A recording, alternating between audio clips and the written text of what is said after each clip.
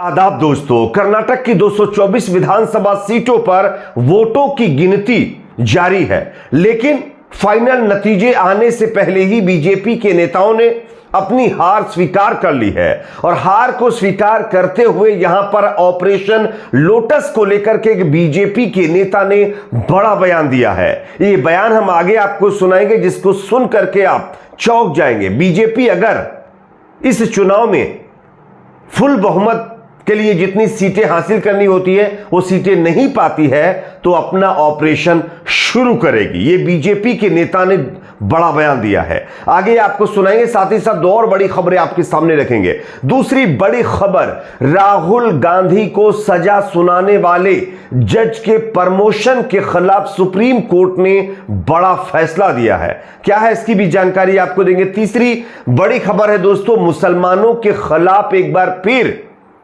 विश्व हिंदू परिषद के नेता प्रवीण तोगड़िया ने विवादित बयान दिया है। क्या कुछ उन्होंने कहा है, इनके भी बयान को सुनाएंगे। उससे पहले एक छोटी सी रिक्वेस्ट आपसे करेंगे, इस वीडियो को ज्यादा से ज्यादा लाइक करिए, शेयर करिए। चैनल पर अगर आप नए हैं तो सब्सक्राइब करके बेल आइकन को जरूर प्रेस कर लीजिए। बात करेंगे खबर की कि जैसा कि आप जानते हैं कर्नाटक विधानसभा चुनाव के वोटों की गिनती जारी है, लेकिन उससे पहले ही बीजेपी के नेताओं ने अपनी हार को स्वीकार करना शुरू कर दिया है। और बीजेपी के नेता ने यह कहा है कि अगर उनकी सरकार नहीं बनती है तो वो अपना ऑपरेशन शुरू कर देंगे। किस नेता ने कहा है, मैं आपको बयान दिखाना चाहता हूं, आप देख सकते हैं। फिलहाल ये वीडियो तो नहीं है, लेकिन ये खबर है बोलता हिंदुस्तान की। आप देखिए, कर्नाटक में बीजेपी के नेता आर अशोक का यह बयान सामने आया है। उन्होंने कहा है कि अगर कर्नाटक में हमें बहुमत नहीं मिला तो हम अपना ऑपरेशन शुरू कर देंगे।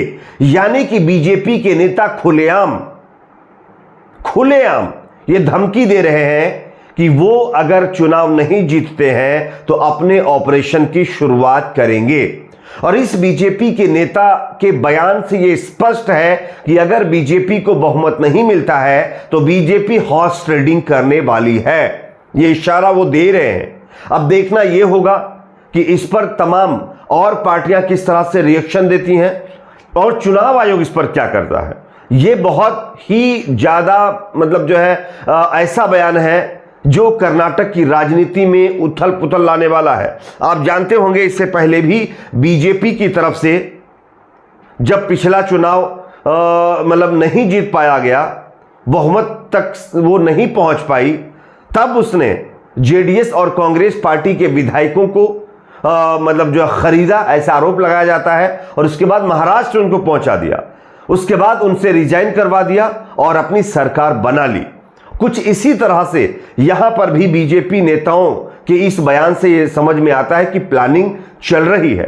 हालांकि बीजेपी की तरफ से यह भी कहा जा रहा है कि वो जितना बहुमत के लिए सीटें उनको मिलनी चाहिए उतनी सीटें मिलेंगी, लेकिन तमाम नेताओं के अलग अलग तरह के बयान यहां पर देखने को मिल रहे हैं। आपको पता होगा एक और खबर कर्नाटक से ही सामने आ रही है, जहां पर कलबुर्गी में बताया जा रहा है कि जो स्ट्रांग रूम होता है ना ईवीएम का, वहां पर बीजेपी के नेता कार लेकर घुस गए थे। उसके बाद वहां पर बवाल हुआ, क्योंकि अन्य पार्टी के कैंडिडेट्स वहां पर रहते हैं, उनके फॉलोवर्स वहां पर रहते हैं, तो वहां पर बवाल हुआ। हालांकि ये खबर मीडिया में ज्यादा हाईलाइट नहीं की गई है, लेकिन ये मामला भी यहां पर देखने को मिला है। अब देखना होगा, थोड़ी देर में सब स्पष्ट हो जाएगा कि किस पार्टी को बहुमत मिलती है। और लोगों का यह भी मानना है कि अगर कांग्रेस पार्टी को 113 से ज्यादा सीटें नहीं मिली और 4-5 सीटें, 2-3 सीटों से अगर कांग्रेस पार्टी बहुमत से पिछड़ जाती है तो यहां पर बीजेपी की सरकार बनाएगी, बीजेपी की सरकार बन जाएगी। आपको क्या लगता है दोस्तों, जिस तरह से बीजेपी के नेता आर अशोक ने अपना ऑपरेशन चलाने की बात कही है, इस पर आपकी क्या राय कमेंट सेक्शन में बताइए। अगली खबर की बात करेंगे जो कि सामने आ रही है। राहुल गांधी को 2 साल की सजा सुनाने वाले जज समेत कई और जजों का जो प्रमोशन किया गया है उसके खिलाफ सुप्रीम कोर्ट ने बड़ा फैसला दिया है। मैं आपको खबर दिखाना चाहता हूं, आप इस खबर को जरा गौर से देखिए, क्योंकि यह खबर काफी अहम है। और अहम इसलिए है कि जिस जज ने राहुल गांधी के खिलाफ सजा मतलब का ऐलान किया, सजा सुनाई, 2 साल की सजा सुनाई, उस जज का भी प्रमोशन कर दिया गया है। मैं आपको खबर दिखाऊं, देखिए। सुप्रीम कोर्ट ने शुक्रवार को गुजरात में 68 न्यायिक अधिकारियों के प्रमोशन के गुजरात हाईकोर्ट के फैसले पर रोक लगा दी है। इनमें से उस जज का प्रमोशन भी शामिल है जिन्होंने राहुल गांधी को आपराधिक मानहानि के मामले में सजा सुनाई थी। गुजरात के 68 न्यायिक अधिकारियों के प्रमोशन पर यह रोक सुप्रीम कोर्ट की तरफ से लगाई गई है।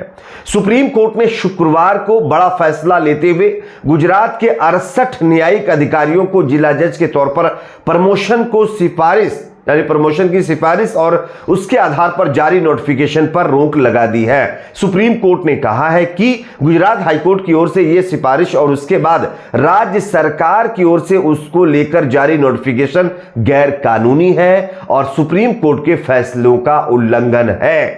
तो कहीं ना कहीं आप देख सकते हैं गुजरात हाईकोर्ट का क्या कहना, और उसके बाद सरकार की तो बात ही मत करिए। यानी कि जो जज जिसने राहुल गांधी को 2 साल की सजा सुनाई, उसके बाद राहुल गांधी की लोकसभा सदस्यता खत्म कर दी गई, घर खाली करवा लिया गया, उस जज को प्रमोशन दिया गया था। इसी के साथ साथ 67 और जजेस थे जिनका प्रमोशन किया गया था, और इसी के खिलाफ सुप्रीम कोर्ट ने अब इस प्रमोशन वाले फैसले पर रोक लगा दी है। सुप्रीम कोर्ट में जस्टिस MR शाह और जस्टिस CT रवि कुमार ने गुजरात हाईकोर्ट की सिफारिशों पर स्थगन आदेश जारी किया। बेंच ने कहा कि राज्य सरकार ने इस मामले की सुनवाई के दौरान और अदालत से नोटिस जारी होने के बाद नोटिफिकेशन जारी किया है, जो कि सुप्रीम कोर्ट के फैसलों का उल्लंघन है, और इसीलिए हम इस पर रोक लगाते हैं। तो ये कहीं ना कहीं गुजरात सरकार के लिए बड़ा झटका है और गुजरात हाईकोर्ट के मुंह पर चर्चा भी है।